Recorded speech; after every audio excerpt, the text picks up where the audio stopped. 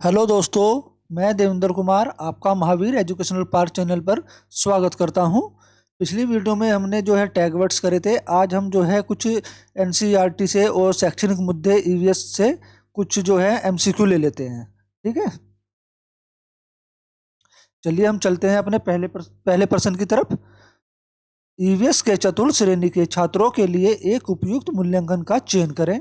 Floating और डूबने पर अध्याय के प्रश्न उत्तर लिखना। डूबने और फ्लोटिंग का निरीक्षण करने के लिए गतिविधि का प्रदर्शन करना। फ्लोटिंग और डूबने की परिभाषा की व्याख्या करना। डूबने या तैरने वाली वस्तुओं की सूची बनाना। देखिए, इनमें से जो है ना, डूबने या तैरने वाली वस्तुओं की सूची बनाना, ये ऑप्शन भी गलत है। हमें इन चारों में से जो सबसे अच्छा विकल्प होगा उसी को जो है राइट करना है। और फ्लोटिंग और डूबने की परिभाषा की व्याख्या करना तो एनसीईआरटी में जो है बिल्कुल गुनाह है ना। जहां भी आ जाए आपको कि व्याख्या करनी है या रटाना है तो वो ऑप्शन बिल्कुल गलत होगा। फ्लोटिंग और डूबने पर अध्याय के प्रश्न उत्तर लिखना, ये भी विकल्प गलत होगा। डूबने और फ्लोटिंग का निरीक्षण करने के लिए गतिविधि का प्रदर्शन करना, ये ऑप्शन हमारा बिल्कुल ठीक होगा, है ना। मतलब बच्चे को ये कहना कि कौन सी वस्तु डूबेगी, फ्लोटिंग का मतलब होता है तैरना, कौन सी वस्तु डूबेगी और कौन सी वस्तु जो तैरेगी उसका निरीक्षण करे, खुद स्वयं करके देखे, है ना। कुछ चीज पानी में ऐसी डाले कि कौन सी वस्तु डूब रही है और कौन सी तैर रही है, खुद निरीक्षण करे। और ये गतिविधि का मतलब खुद गतिविधि करके इसका जो है निरीक्षण करे, तो तभी बच्चा जो है इसमें मतलब जो सीख पाता है सही से। ठीक है ना। तो सबसे अच्छा विकल्प हमारा जो मूल्यांकन का होगा कक्षा 4 के लिए वो यही होगा, सेकंड ऑप्शन। क्वेश्चन नंबर 2, कला और शिल्प को ईवीएस शिक्षण में एकीकृत किया जाना चाहिए क्योंकि यह बढ़ावा देता है। रचनात्मक, सहकर्मी, कक्षा में अनुशासन लाने के लिए या समावेशन में। इसमें विकल्प कौन सा सही होगा बताओ। ए और डी दोनों सही, ए और बी दोनों सही, या फिर ए बी और सी सही, या ए बी और डी सही। देखिए, इसमें जो ऑप्शन होगा ना, वो रचनात्मक कला और जो शिल्प को ईवीएस में जो है मतलब एकीकृत किया जाना चाहिए, वो जो है इसमें रचनात्मकता को भी बढ़ावा देगा, सहकर्मी से सीखने में भी बढ़ावा देगा और समावेशन में भी बढ़ावा देगा। कक्षा में अनुशासन से कोई इसका लेना देना नहीं है। तो हमारा विकल्प ए बी और डी सही है। तो ए बी और डी कहाँ है, ये रहा विकल्प चौथे में, है ना। तो हमारा विकल्प चौथा बिल्कुल ठीक होगा, ए बी और डी।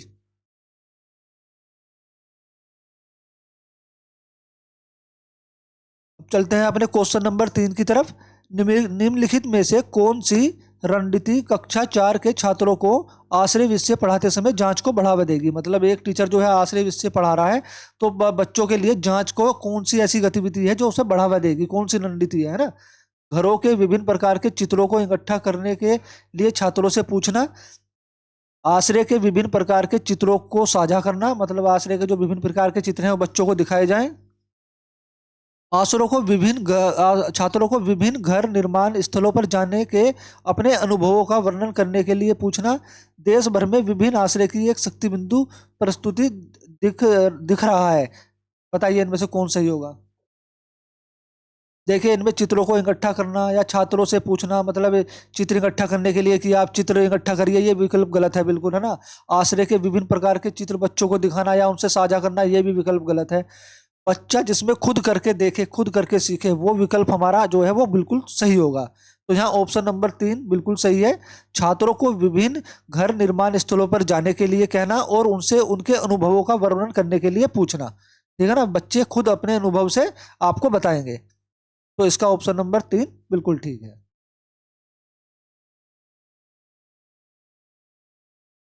क्वेश्चन नंबर 4, ईवीएस प्राथमिक कक्षाओं में एक विषय क्षेत्र है जो विकल्पों को एकीकृत करता है। ठीक है ना। मतलब कहने का मतलब है जो प्राथमिक कक्षाएं हैं उसमें जो ईवीएस है उसमें कितने सब्जेक्ट हैं, कौन कौन से क्षेत्र हैं उसके अंदर। ठीक है ना, ये पूछ रहा है ये। विज्ञान और पर्यावरण शिक्षा की अवधारणा और मुद्दे, सामाजिक विज्ञान की अवधारणा और मुद्दे, विज्ञान और सामाजिक विज्ञान की अवधारणा और मुद्दे, अवधारणाओं और विज्ञान सामाजिक अध्ययन और पर्यावरण शिक्षा के मुद्दों। बताओ इनमें से कौन से विषय हैं जो मतलब हमारी पर्यावरण में हैं प्राथमिक कक्षाओं में। देखिए, मैंने आपको पढ़ाया हुआ है ये पहले क्वेश्चन एकीकृत उपागम में। ठीक है ना। देखिए, जो पर्यावरण अध्ययन है वो जो है बच्चों का जो ईवीएस है उसमें पर्यावरण अध्ययन में जो है ना उसका विज्ञान का, सामाजिक का, पर्यावरण का, इन तीनों का जो प्रारंभिक ज्ञान दे रखा है ईवीएस के अंदर। ठीक है ना। तो इसमें कौन सा कोई ऐसा विकल्प है जिसमें विज्ञान, सामाजिक अध्ययन और पर्यावरण है ना, ये ऑप्शन नंबर 4 हमारा यहाँ बिल्कुल ठीक होगा। विज्ञान और सामाजिक विज्ञान की अवधारणा तो है ही है, साथ में यहाँ पर्यावरण शिक्षा भी है। ठीक है ना। यहाँ सिर्फ जो है सामाजिक विज्ञान दे रखा है, यहाँ विज्ञान और पर्यावरण दे रखा है, तो हमारा यहाँ ये तीनों विषय होंगे वो सही होगा। अवधारणा और विज्ञान, अवधारणा और विज्ञान, सामाजिक अध्ययन और पर्यावरण शिक्षा के मुद्दे, मतलब कहने का मतलब है पर्यावरण शिक्षा में जो है विज्ञान, सामाजिक विज्ञान का और पर्यावरण का शुरुआती ज्ञान है।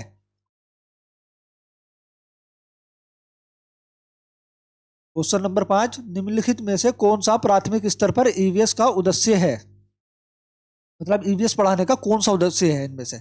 लिंग भेदभाव से संबंधित मुद्दों के लिए शिक्षार्थियों को संवेदनशील बनाने के लिए, स्थानीय रूप से उपलब्ध सामग्री से सरल मॉडल विकसित करने के लिए, धीरे धीरे उच्च प्राथमिक विज्ञान अवधारणाओं के लिए छात्रों को तैयार करने के लिए, या फिर अपने इलाके में उपलब्ध व्यवसायिक विकल्पों की और छात्रों को उन्मुख करने के लिए। बताइए इनमें से कौन सा होगा सही?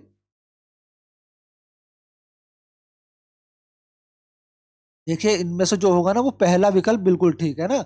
बच्चों को जो प्राथमिक स्तर पर ईवीएस पढ़ाने का उद्देश्य है वो है लिंग भेदभाव से संबंधित मुद्दों के लिए शिक्षार्थियों को संवेदनशील बनाना, इसके लिंग भेदभाव के बारे में बच्चों को जागरूक करना।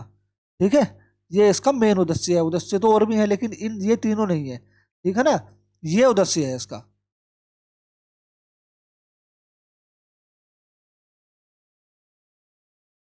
प्रश्न नंबर 6, कक्षा में एक प्रभावी शिक्षक अधिगम प्रक्रिया होती है। ठीक है ना, कक्षा में एक प्रभावी शिक्षण अधिगम प्रक्रिया होती है। शिक्षण मतलब प्रभावी शिक्षण, जब शिक्षक जो है बच्चों को पढ़ाता है, शिक्षण देता है। ठीक है, जब शिक्षक बच्चों के ज्ञान को पढ़ाई जाने वाली नई संकल्पना के साथ जोड़ने में सहायता करता है। इसके बाद में निहित इसके इसके जो पास में निहित उद्देश्य हैं को बढ़ावा देना है। मतलब कौन से इसके निहित उद्देश्य हैं जो इसको बढ़ावा देंगे? पुनर्बलन, ज्ञान का सहसंबंध एवं स्थानांतरण, व्यक्तिगत विभिन्नताओं, या शिक्षार्थी स्वायत्तता। बताइए।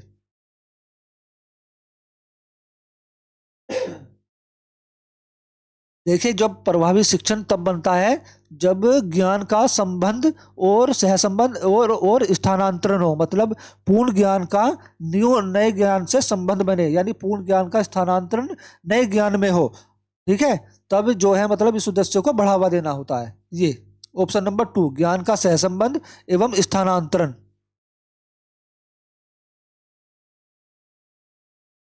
क्वेश्चन नंबर 7, निम्न में से कौन सी प्रक्रिया विज्ञान शिक्षण में पाठ्य सहगामी है? पाठ्य सहगामी, ठीक है ना। विज्ञान क्लब, पाठ्य पुस्तक, श्रव्य दृश्य सामग्री, या फिर सामपट। बताइए। देखिए जो पाठ्य पुस्तक है और श्रव्य दृश्य सामग्री है और सामपट है, देखिए ये शिक्षण सहायक सामग्री है, ध्यान रखना। ये तीनों शिक्षण सहायक सामग्री हैं, ये तीनों पाठ्य पुस्तक, श्रव्य दृश्य सामग्री और सामपट, है ना। और पाठ्य सहगामी क्रिया होती है जो अधिगम से हटके कराई जाए, पढ़ाने से अलग कराई जाए, जैसे खेलना, कूदना, है ना, किसी कंपटीशन में भाग लेना या कहीं भ्रमण पे ले जाना। ठीक है ना, तो ये चीज जो होती है पाठ्य सहगामी क्रियाएं। तो विज्ञान क्लब, मतलब विज्ञान क्लब में बच्चों को ले जाए भ्रमण के लिए। ठीक है ना, इसका मतलब ये है। तो पाठ्य सहगामी शिक्षण कौन सा है? विज्ञान क्लब, ऑप्शन नंबर पहला। ठीक है, ये सही होगा हमारा।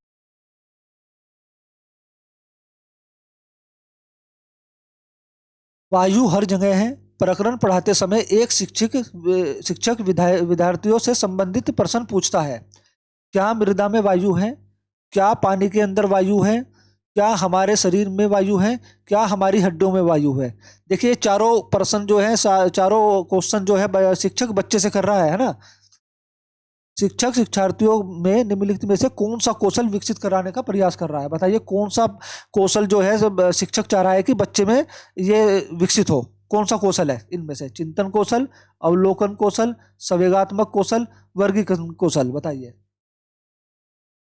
देखिए इसमें ऑप्शन नंबर 4 होगा ठीक, वर्गीकरण कौशल। शिक्षक जो है चाह रहा है कि बच्चों में वर्गीकरण कौशल का निर्माण हो। वर्गीकरण का मतलब है बच्चे अंतर करके उनका जो है वर्गीकरण कर सके। आप ये सोच रहे होंगे चिंतन कौशल है ना, चिंतन कौशल नहीं। अगर वो एक बार ही पूछता कि क्या वृद्धा में वायु है, ठीक है ना, तो बच्चे चिंतन करते तो बताते। लेकिन ये चारों में पूछ रहा है, उन्होंने 4 ऑप्शन करे हैं और चारों में ही ये पूछा है कि क्या मृदा में वायु है, क्या पानी के अंदर वायु है, क्या हमारे शरीर में वायु है, क्या हमारी हड्डियों में वायु है।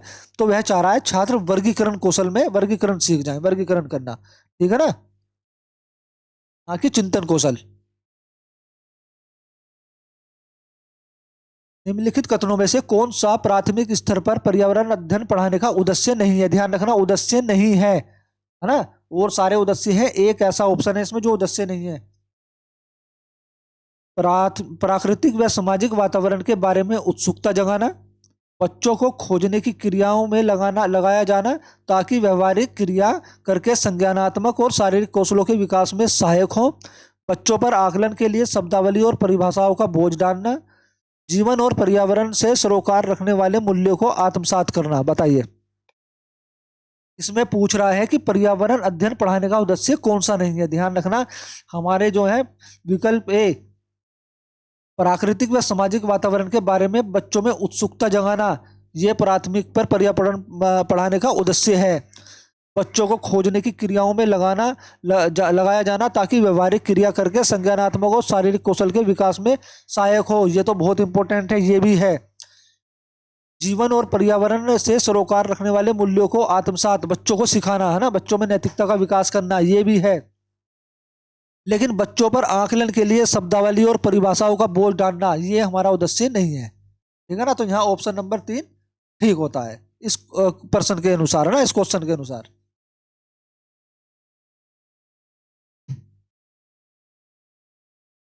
एक शिक्षिका तनावग्रस्त बच्चे की पहचान कर सकती है जब बच्चा निम्नलिखित में से व्यवहार प्रदर्शित करता हो। बताइए कैसे करेगी? पढ़ाई में पूर्ण एकाग्रता रखता हो, बहुत बात करता हो, हाइपर एक्टिविटी अति सक्रियता हो, या आक्रामक व्यवहार हो बच्चे के अंदर। बताइए, तो एक शिक्षिका तनावग्रस्त बच्चे की पहचान कर सकती है कैसे? जब वो बच्चा इनमें से कौन सा व्यवहार करेगा। देखिए, पढ़ाई में पूर्ण एकाग्रता, तो ऐसा तो नहीं है कि पढ़ाई में बच्चा पूर्ण एकाग्रता है मतलब पढ़ाई में पूरा मन लगाकर पढ़ रहा है तो वो तनावग्रस्त है, बिल्कुल भी नहीं तनावग्रस्त है ना। बहुत बात करने का मतलब भी ये नहीं है कि वो तनावग्रस्त है। हाइपर एक्टिविटी अति सक्रियता, नहीं, इसका मतलब तो बिल्कुल भी नहीं है क्योंकि बच्चा अति सक्रिय है ना, हर चीज में एक्टिव रहता है। आक्रामक व्यवहार, है ना, छोटी छोटी बातों पर चिढ़ना या बच्चे से दूसरे बच्चे से लड़ना, तो ये आक्रामक व्यवहार जो है, ये बच्चे का आक्रामक व्यवहार जो है तनावग्रस्त बच्चे की पहचान कराता है, ठीक है ना। तो यहाँ ऑप्शन नंबर 4 ठीक होगा।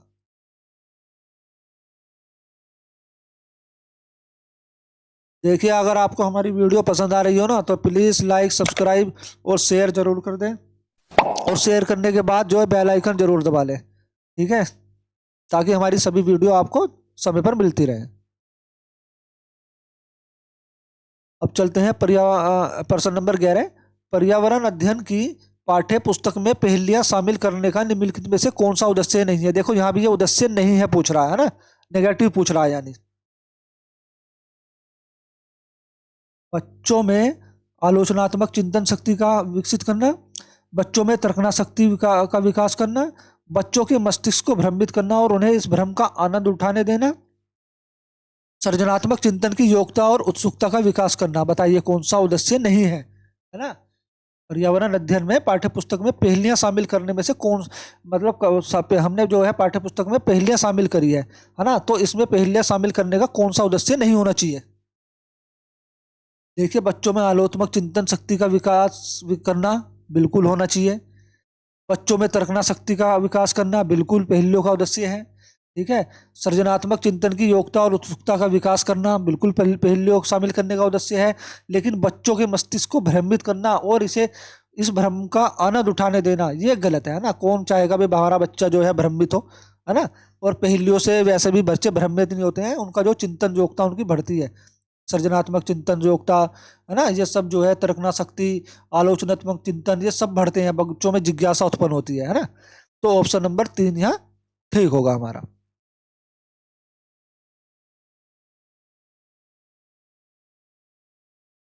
प्रश्न नंबर 12, दत्त कार्य, दत्त कार्य होता है गृह कार्य, है ना, जो घर के लिए काम देते हैं।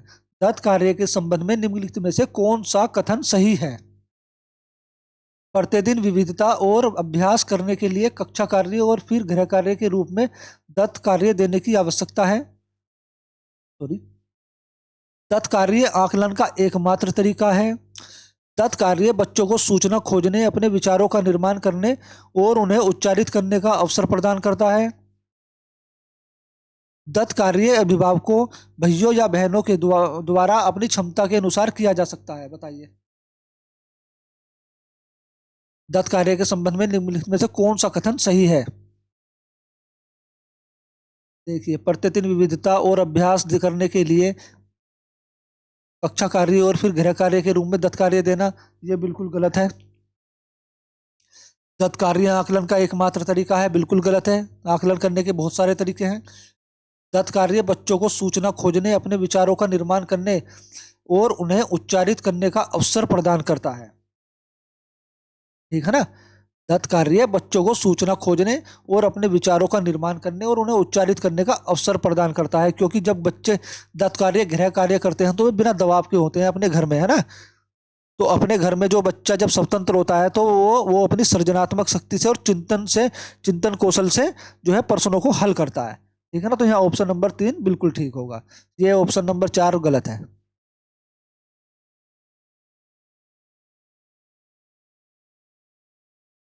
क्वेश्चन नंबर 13, सीमा प्रत्येक पाठ को रटकर तुरंत सीख लेती है, जबकि ऋतु चर्चा एवं ब्रेन स्टॉर्मिंग, मस्तिष्क आलोडन के बाद प्रत्येक पाठ को समझती है।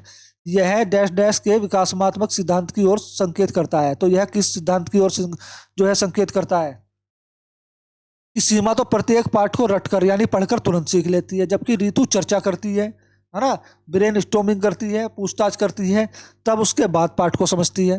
तो बताओ ये विकासात्मक सिद्धांत कौन सा है? निरंतरता का सिद्धांत, अतः संबंध का सिद्धांत, व्यक्तिगत विभिन्नताओं का सिद्धांत, या सामान्य से विशिष्ट का सिद्धांत? बताइए। देखिए, ये है व्यक्तिगत विभिन्नताओं का सिद्धांत। ठीक है ना? कौन सा? व्यक्तिगत विभिन्नताओं का सिद्धांत। क्योंकि कोई बच्चा तुरंत सीख लेता है, कोई बच्चा थोड़ा लेट सीखता है और कोई बच्चा थोड़ा और लेट सीखता है। तो सब में बच्चों में जो अपनी अपनी विभिन्नताएं होती हैं, व्यक्तिगत विभिन्नता, है ना, इसे ही व्यक्तिगत विभिन्नता बोलते हैं। ठीक, तो इसमें ऑप्शन नंबर 3 सही होगा।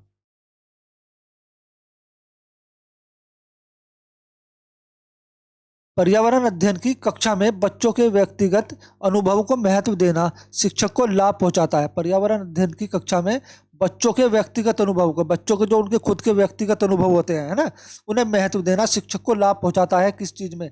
बच्चों के विशिष्ट अनुभवों को जानने में, बच्चों की भाषा संप्रेषण कौशलताओं को सुधारने और परामर्शित करने में, विषयों को बच्चों के अनुसार संसार के साथ जोड़ने और विमर्श व सीखने को बढ़ावा देने में, इसकी ऊर्जा बचाने में, क्योंकि बच्चे बातचीत करना पसंद करते हैं। बताइए। देखिए, विशिष्ट अनुभवों को जगाने में, आपको ये लग रहा होगा यहाँ अनुभव शामिल है, लेकिन इसका ये नहीं है ना। संप्रेषण कौशल भी नहीं है, क्योंकि यहाँ कौशल का तो कोई मतलब ही नहीं है अनुभव से। ठीक है? विषयों को बच्चों के अनुसार संसार के साथ जोड़ने में, जो बच्चों के अनुभव है वो अनुभव, उनके व्यक्तिगत अनुभव, उनके बाहर जोड़ने में, मतलब बाहर क्लास से बाहर जो है, मतलब व्यक्तिगत होते हैं उनके अनुभव क्लास से और आस पड़ोस से जोड़ने में, है ना, विचार विमर्श सीखने को बढ़ावा देने में, ये जो है इसमें शिक्षक को लाभ पहुंचा सकता है। तो ऑप्शन नंबर 3 यहाँ ठीक होगा।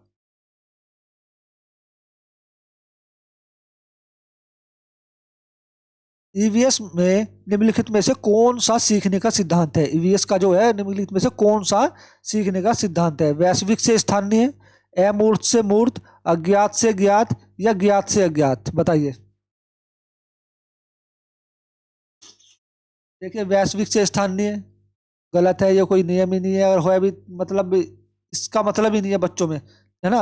अमूर्त से मूर्त मतलब जो बच्चा ना देखता हो, ना देख सकता हो, पहले उससे सीखेगा, और जो देख सकता हो फिर बाद में वहां जाएगा, नहीं, ये गलत है। अगर ये मूर्त से मूर्त होता तो भी एक बार को सही था। अज्ञात से ज्ञात मतलब जो बच्चा ना जानता हो पहले वो सीखे, और फिर जो जानता हो वह सीखे, गलत ये भी। है ना, ज्ञात से अज्ञात की ओर। मतलब जो बच्चा पहले से जानता हो और जो बच्चा ना जानता हो, तो ज्ञात से अज्ञात की ओर। पहले बच्चा जो नहीं जो जानता होगा वो चीज सीखेगा, फिर धीरे धीरे जो बच्चा नहीं जानता वो चीज जोड़ सीखेगा। जैसे बच्चा पूर्ण ज्ञान से जोड़कर नवीन ज्ञान को हासिल करता है ना, तो ये होता है ज्ञात से अज्ञात की ओर। तो ये हमारा विकल्प सही है। तो प्रश्न नंबर 16, ईवीएस शिक्षक के लिए निम्नलिखित में से कौन सा एक वांछनीय अभ्यास है? वांछनीय मतलब अच्छा अभ्यास है ना, ईवीएस शिक्षक के लिए। विविध कक्षाओं के बहुसांस्कृतिक आयामों को संबोधित करना, ईवीएस की अवधारणाओं से संबंधित महत्वपूर्ण जानकारी प्रदान करने के लिए बच्चों को प्रोत्साहित करना, ईवीएस के 6 विषयों की रैखिक व्यवस्था, केवल पाठ्य पुस्तक पर निर्भर होना। बताइए।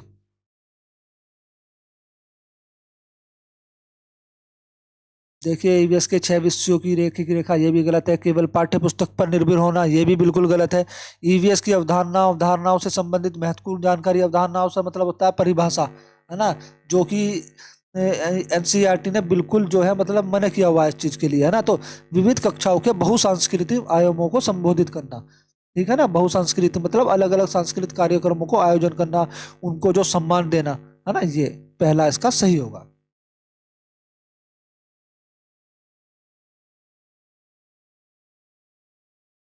प्रश्न नंबर 17, ईवीएस की एकीकृत प्रकृति निम्नलिखित में से किसमें मदद करती है? बताइए।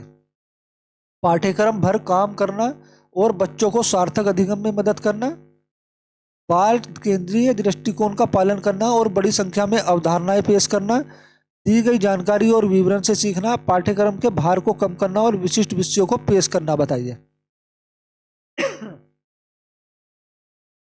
देखिए, पाठ्यक्रम के भार को कम करना तो है ना, लेकिन विशिष्ट विषय, उसकी जगह विशिष्ट विषयों को पेश करें, मतलब इसे ना पढ़ा के किसी विशिष्ट विषय को पढ़ाएं, बिल्कुल गलत। दी गई जानकारी और विवरण से सीखना, मतलब जो जानकारी हमें किताब में दी गई है, जो विवरण हमें दिया गया है, हम उसी से सीखेंगे, गलत। बाल केंद्रीय दृष्टिकोण का पालन करना और बड़ी संख्या में अवधारणाएं मतलब परिभाषाएं पेश करना, गलत।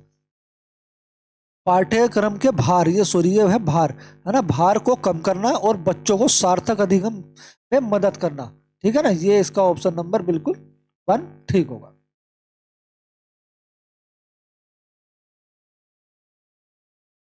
प्रश्न नंबर 18, परिवार विषय पर गतिविधि और अनुभव बच्चों में डैश डैश को बढ़ावा देते हैं। मतलब परिवार विषय पर गतिविधि और अनुभव बच्चों में किसको बढ़ावा देते हैं? बताइए।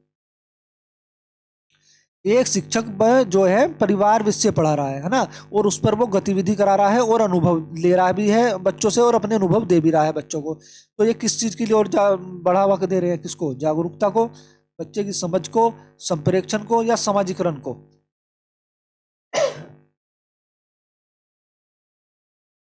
बताइए। देखिए, जागरूकता, यहाँ नंबर 1 विकल्प 1 है ना, ये सही होगा। जागरूकता, वो चाहता है कि बच्चे में जागरूकता उत्पन्न हो, ठीक है, बच्चा अपनी समझ को बढ़ाए, ये जागरूकता होती है, ठीक है।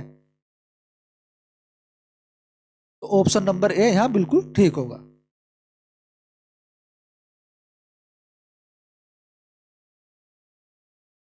क्वेश्चन नंबर 19, ईवीएस में रचनात्मक अभिव्यक्ति के लिए इनमें से कौन सा विचार नहीं है? मतलब ईवीएस में रचनात्मक अभिव्यक्ति कराना चाह रहा है टीचर, तो इनमें से कौन सा विचार सही नहीं होगा? बताओ।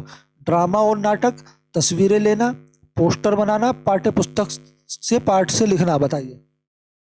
ठीक है, पाठ्य पुस्तक के पाठ से लिखना, सॉरी, है ना, ये है के। तो ये ऑप्शन तो बिल्कुल गलत है। पोस्टर बनाना भी गलत है ना। तस्वीरें लेना है, ये तस्वीरें लेने से मतलब ऐसा नहीं है कि आप जो तस्वीरें खींच के इंस्टाग्राम फेसबुक पर डाल देते हो, है ना, ये नहीं होगा इसका। ओ सॉरी सॉरी सॉरी सॉरी, ये सॉरी सॉरी मिस मिस हो गया, ये कह रहा है कि नहीं होगा, है ना। हमें जो नेगेटिव ढूंढना है, कौन सा विचार नहीं है रचनात्मक शिक्षण के लिए। तो ड्रामा और नाटक है, बिल्कुल है बच्चे में जो अभिव्यक्ति के लिए। ड्रामा और नाटक जो है बिल्कुल है, इससे बच्चे में रचनात्मक अभिव्यक्ति बढ़ती है। है ना। तस्वीरें लेने से मतलब ये नहीं है कि आप जो है मतलब अपनी फोटो खींचो और इधर इंस्टाग्राम फेसबुक पे या यूट्यूब पे लगाओ, है ना, ये नहीं। तस्वीरें लेने से मतलब है प्रकृति की फोटो लेना, है ना। कोई अच्छे मतलब किसी अच्छे जीव जंतु की फोटो लेना, टाइम पर खींची हुई गई फोटो लेना, ये है ना। पोस्टर बनाने से मतलब है किसी प्राकृतिक स्थल के पर्यावरण से संबंधित पोस्टर बनाना, है ना। लेकिन ये उसका विचार जो है इनमें से जो है ये नहीं है, पाठ्य पुस्तक के पाठ से लिखना, ये गलत है। तो हमारा जो है ना यही पूछा है कि कौन सा विचार नहीं है, तो हमारा ये वाला विचार नहीं है ना। ये यानी ऑप्शन नंबर 4 हमारा सही होगा।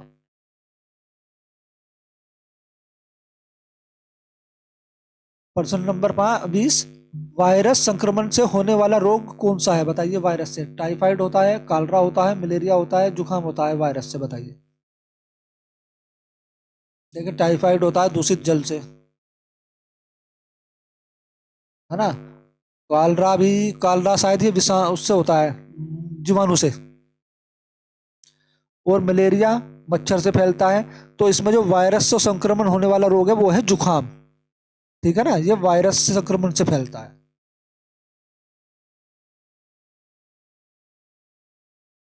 भारत में कृषि को प्रभावित करने वाला मौसम का सबसे महत्वपूर्ण तत्व कौन सा है तो ये सारे तत्व मौसम के ही, लेकिन ये कह रहा है भारत में कृषि को प्रभावित करने वाला सबसे महत्वपूर्ण तत्व कौन सा है। तापमान, वृष्टि, आर्द्रता, पवन मतलब हवा, बताइए। देखिए तापमान भी नहीं है, आर्द्रता भी नहीं है, पवन भी नहीं है, हवा भी नहीं है ना। वृष्टि, वृष्टि का मतलब है बारिश, ठीक है ना। इसका मतलब होता है वर्षा, क्योंकि वर्षा कभी जब हम किसान फसल बोते हैं, जब उन्हें पानी चाहिए होता है तब तो होती नहीं है ना। जब उन्हें नहीं चाहिए होता है तब हो जाती है ना, तो उनकी फसल का भी नुकसान होता है। ठीक है। तो भारत में जो कृषि को प्रभावित करने वाला मौसम का सबसे महत्वपूर्ण तत्व है वो है वृष्टि, है ना, बारिश यानी वर्षा।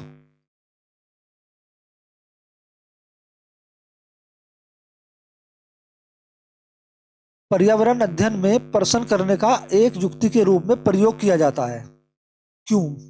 कक्षा कक्ष में जिज्ञासा को बढ़ावा देने के लिए, अनुशासन को बनाए रखने के लिए, ध्यान खींचने के लिए, या फिर नियमों के पालन को बढ़ावा देने के लिए, बताइए।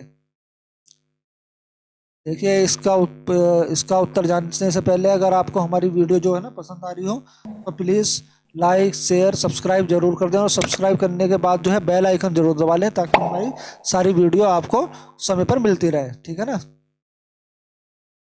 बताइए इनमें से कौन सा होगा। देखिए अनुशासन को बनाए रखना, ये हमारा आंसर गलत है। बच्चों का ध्यान खींचने के लिए, बिल्कुल गलत। नियमों को पालन को बढ़ावा देने के लिए, बिल्कुल गलत, है ना। कक्षा कक्ष में बच्चे में जिज्ञासा को बढ़ावा देने के लिए, ताकि बच्चे में जिज्ञासा उत्पन्न हो जानने की, है ना। तो पर्यावरण अध्ययन में प्रश्न करने का एक युक्ति के रूप में उपयोग किया जाता है, क्योंकि कक्षा कक्ष में बच्चे में जिज्ञासा को बढ़ावा देने के लिए। ठीक, ऑप्शन नंबर 1 इसका बिल्कुल ठीक है।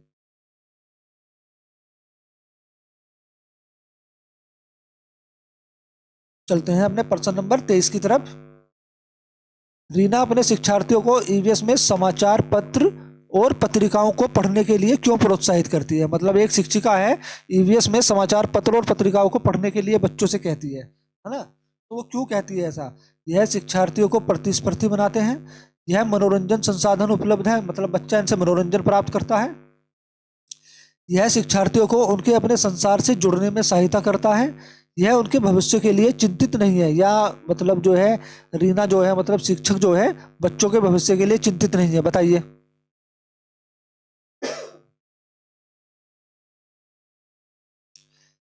बताइए।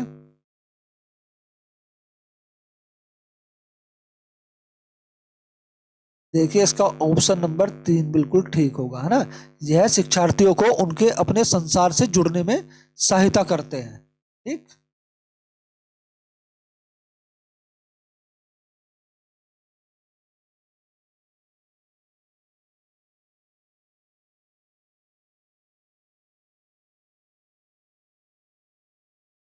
प्रश्न नंबर 24, नीचे दिया गया कौन सा समूह जड़ों का है।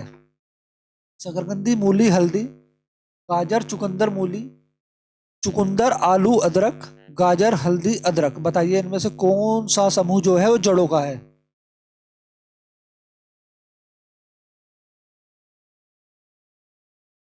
बताइए, देखिए इसमें जो है ऑप्शन नंबर 2 बिल्कुल सही होगा, है ना। जो जड़ों का समूह है, जिनकी जो मतलब जिनकी जड़ खाई जाती है, गाजर, चुकंदर, मूली, है ना, इनकी जो है हम जड़ खाते हैं। ठीक, ये जड़ों का समूह है। निम्नलिखित में से कौन सा पर्यावरण अध्ययन में सीखने का रचनात्मक आकलन का साधन नहीं है? ध्यान रखना, यहाँ पूछ रहा है आकलन का साधन नहीं है, नेगेटिव पूछ रहा है ना, जो आकलन का साधन ना हो पर्यावरण अध्ययन में। वर्णन अभिलेख, वार्षिक उपलब्धि, पोर्टफोलियो, क्रम निर्धारण मापनी। बताइए, वर्णन अभिलेख निम्नलिखित में से कौन सा पर्यावरण अध्ययन में सीखने का रचनात्मक आकलन का साधन नहीं है? तो वर्णन अभिलेख भी है, पोर्टफोलियो भी है, ठीक है ना, और क्रम निर्माण मापनी भी है ना। पोर्टफोलियो में क्या होता है, हम बच्चे का जो है ना, जिस दिन बच्चा स्कूल में आना शुरू होता है और उस साल के अंत तक बच्चे का विवरण रखते हैं उसमें ना, बच्चे ने कैसा परफॉर्मेंस किया, है ना, कितना अच्छा करा, कितना बेकार करा, किस किस गतिविधियों में शामिल करा। तो ये तो है, ठीक है ना, ये और ये तो है रचनात्मक आकलन का साधन मेरे हिसाब से। हाँ, ये ऑप्शन नंबर 2, वार्षिक उपलब्धि परीक्षण। वार्षिक उपलब्धि परीक्षण का मतलब होता है कि साल में ली गई जो एक बार परीक्षा होती है, जिसे व्यापक आकलन बोलते हैं ना, क्या वो रचनात्मक आकलन का साधन नहीं है वो, क्योंकि इसमें जो है बच्चे को पास फेल किया जाता है, ठीक है ना, तो ये रचनात्मक आकलन का साधन नहीं है।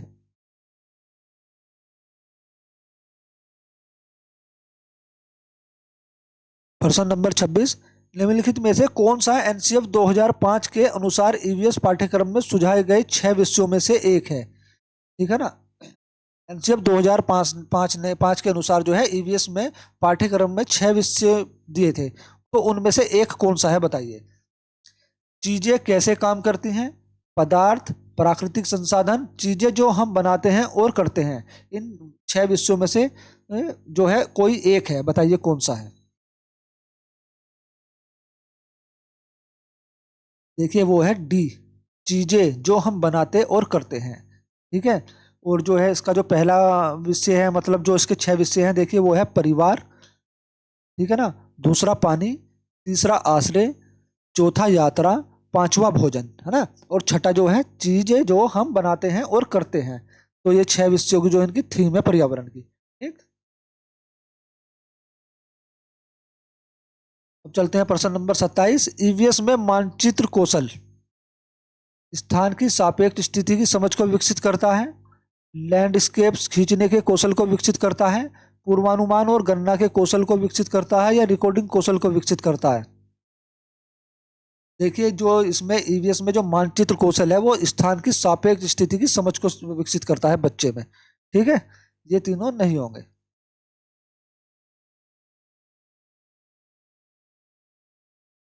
प्रश्न नंबर 28, निम्नलिखित में से कौन सा अंतर्राष्ट्रीय ख्याति प्राप्त वेट लिफ्टर है? वेट लिफ्टर बताइए कौन सा है। सूर्यमणि, कर्णम मलेश्वरी, सुनीता विलियम्स, बछेंद्री पाल। कर्णम मलेश्वरी, ध्यान रखना, कर्णम मलेश्वरी जो है वो एक ख्याति वेट लिफ्टर है। ठीक,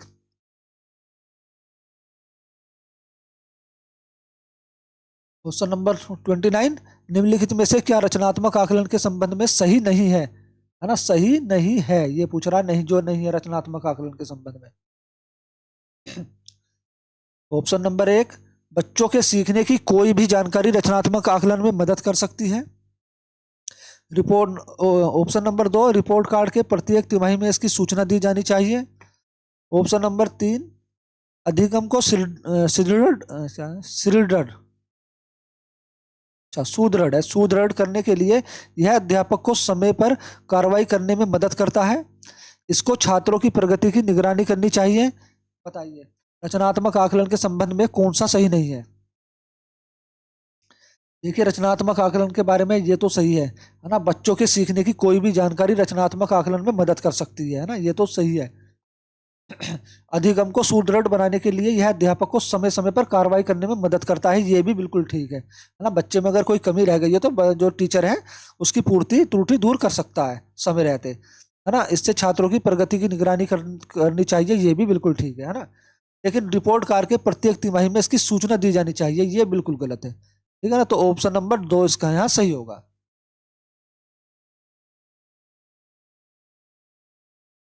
अब चलते हैं अपने क्वेश्चन नंबर 30 की तरफ, और ये लास्ट क्वेश्चन है। बच्चों को पर्यावरण अध्ययन को सीखने के लिए खोजने के द्वारा पर्याप्त समय दिया जाता है, तो यह इंगित करता है कि, क्या इंगित करता है? पर्यावरण अध्ययन बाल केंद्रित है, पर्यावरण अध्ययन शिक्षक केंद्रित है, पर्यावरण अध्ययन याद करके सीखा जाता है, पर्यावरण अध्ययन सूचनाओं के द्वारा सीखा जाता है। बताइए। देखिए, शिक्षक केंद्रित तो है नहीं, बिल्कुल भी गलत है। पर्यावरण अध्ययन याद करके भी नहीं सीखा जाता है, गतिविधि आधारित क्रियाओं से सीखा जाता है, भ्रमण करके सीखा जाता है ना। और पर्यावरण अध्ययन सूचनाओं के द्वारा, किसी से सूचना लेके भी नहीं सीखा जाता है। तो पर्यावरण अध्ययन जो है बाल केंद्रित है ना, बल्कि पर्यावरण अध्ययन क्या, पूरी हमारी जो शिक्षा प्रणाली है वो पूरी की पूरी जो है वो बाल केंद्रित है। ठीक है ना। आज हमारी जो ये वीडियो समाप्त हुई यहाँ पे।